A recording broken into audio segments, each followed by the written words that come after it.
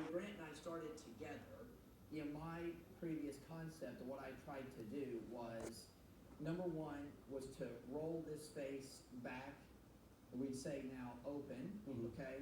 And as I'm rolling this face back, I wanted to resist the hip, the knee.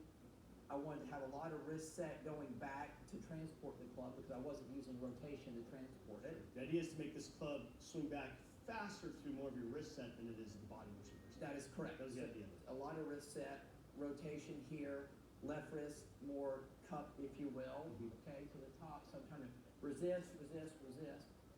Well, from that, a whole host of problems was set up. So the shot I've always battled and fought is a ball to the right or not ever orienting the club face properly.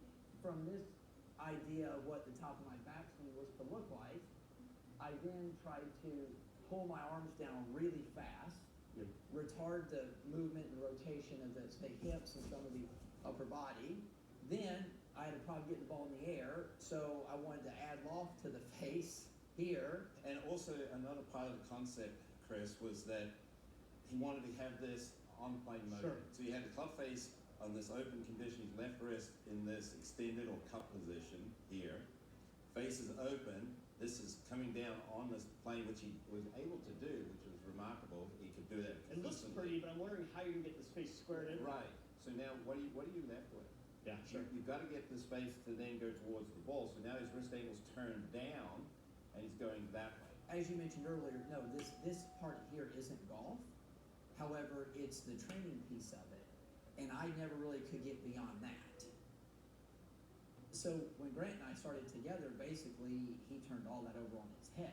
And then the big eye-opener to me was when Grant would show me all these videos of all the greats, whether it be Sam Snead, Tom Watson, Jack Nicklaus, even Rory McIlroy from today, Justin Thomas. Their width on the downswing, where their left wrist and face is oriented, the way they use their body was total opposite. That right there reminds me a lot of Lee Trevino also, right? Well, correct, absolutely, right? So the center of mass shifting back the way behind where this hand path is trying to go. All these concepts Grant had to explain, basically start over with me like a new student.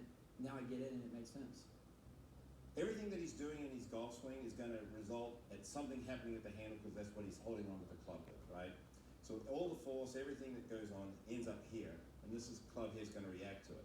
So what do we want this club head to do? Instead of his left wrist being in this extended, which is cup position, and he pulls this down going with his arms, and it gets into a more of an extended position, more open and steeper, was to actually get his left wrist to go into this more of a flex position, changes the alignment of the club face, and then his job was to keep the club head back, so it's actually not on plane. We would consider what's traditionally thought of on plane, but really an off plane or out of line condition. And it was a little flatter than that original shaft plane that addressed. Yeah, so it's actually flatter than that shaft plane. So if we come up here, it's actually an exaggeration would be working this way rather than that way. If you can go to the top real quick.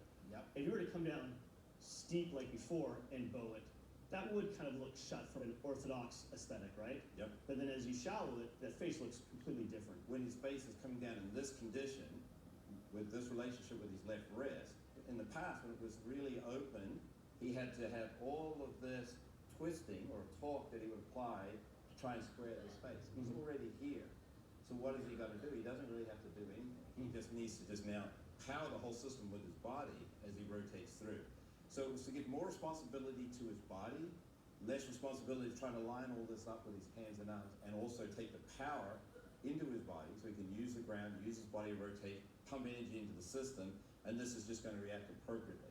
So the relationship between what's powering it and then the alignment, which is what we're talking about here, they work together in a beautiful way that he had to think less about trying to get late interval to line up. Yeah, all the squaring the faces in the sense being done early, and then the body can just That's right. take it through. That's right.